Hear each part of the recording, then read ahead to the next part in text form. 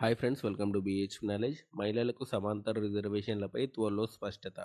So మీ అందరికీ తెలిసిందే కదా, టీఎస్పీసీ అండ్ గురుకులకు సంబంధించినటువంటి రిజల్ట్స్ అన్నీ కూడా ఆగిపోవడానికి కారణం మహిళల సమాంతర రిజర్వేషన్స్, హారిజెంటల్ రిజర్వేషన్ అనమాట. దీనికి సంబంధించి త్వరలోనే స్పష్టత రాబోతున్నట్టు మనకి ఈనాడు న్యూస్ పేపర్లో మనకి న్యూస్ అనేది వచ్చింది. సో కాబట్టి ఈ న్యూస్ ఏందనేది పూర్తిగా చదువుదాం.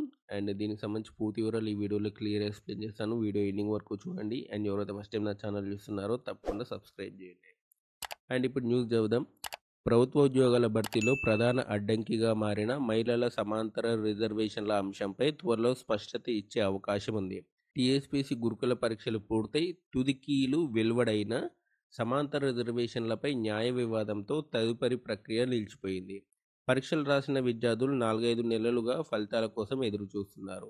గురుకుల నియామకాల్లో మహిళలకు సమాంతర రిజర్వేషన్లు కల్పించడంపై నెలకొన్న న్యాయ వివాదంపై హైకోర్టులో గురువారం కీలక విచారణ జరిగింది.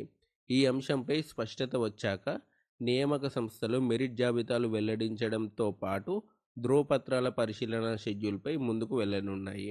నిలిచిన మెరిట్ జాబితాల వెల్లడి. టీఎస్పీసీ గురుకుల పరీక్షలు రాసిన లక్షలాది మంది విద్యార్థులు తుది ఫలితాల కోసం ఎదురు చూస్తున్నారు. దాదాపు 20,000కు పైగా పోస్టులకు 4 నెలల క్రితమే రాత పరీక్షలు పూర్తయి ప్రాథమిక తుదికీలు వెలువడయ్యాయి. గురుకులాల్లో 9,120 పోస్టుల భర్తీ నిర్వహించిన రాత పరీక్షకు దాదాపు 2 లక్షల మంది హాజరయ్యారు. ఆగస్టులోనే రాత పరీక్షలు పూర్తయి తుదికీ కూడా వెల్లడయ్యాయి. అయితే 1:2 నిష్పత్తిలో మెరిట్ జాబితా వెల్లడించాలంటే మహిళలకు సమాంతర రిజర్వేషన్లపై స్పష్టత రావాల్సి ఉందని చెప్పి నియామక సంస్థలు చెప్తున్నాయి. పరీక్ష పూర్తయినప్పటికీ ఫలితాలు ప్రకటించకపోవడంతో అభ్యర్థులు ఆందోళన చెందుతున్నారు. సో మీ అందరికీ తెలిసిందే కదా, కోర్టుకు సంబంధించి కూడా మనకి తీర్పు త్వరలోనే వచ్చే అవకాశం ఉంది. గవర్నమెంట్ కూడా సమాంతర రిజర్వేషన్లపై నిర్ణయం తీసుకొని ఒక జీవో అనేది ఇష్యూ చేయాలి. అప్పుడే మనకి కోర్టుకు సంబంధించినటువంటి సమస్య అనేది పరిష్కారం అవుతుంది. సో గవర్నమెంట్ చేతిలోనే ఉంది మొత్తం అంతా కూడా. గవర్నమెంట్ ఎంత త్వరగా నిర్ణయం తీసుకుంటే అంత బెస్ట్ అనమాట. ఇవన్నీ కూడా మనకి ఒక 10-15 డేస్లో వచ్చే అవకాశం ఉంది.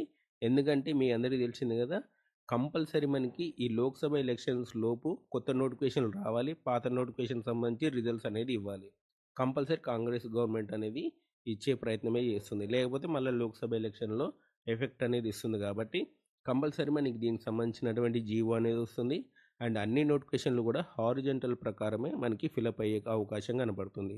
ఎందుకంటే ఫిబ్రవరిలో మీ అందరికీ తెలిసిందే కదా, 20,000 పోస్టులకి కొత్త నోటిఫికేషన్స్ ఇస్తామని చెప్పి తెలంగాణ గవర్నమెంట్ అంటే సీఎం రేవంత్ రెడ్డి గారు ప్రకటించారు. కాబట్టి కంపల్సరీ మనకి కొత్త నోటిఫికేషన్లు కూడా మనకి హారిజెంటల్ ప్రకారమే ఇవ్వాల్సి ఉంటుంది.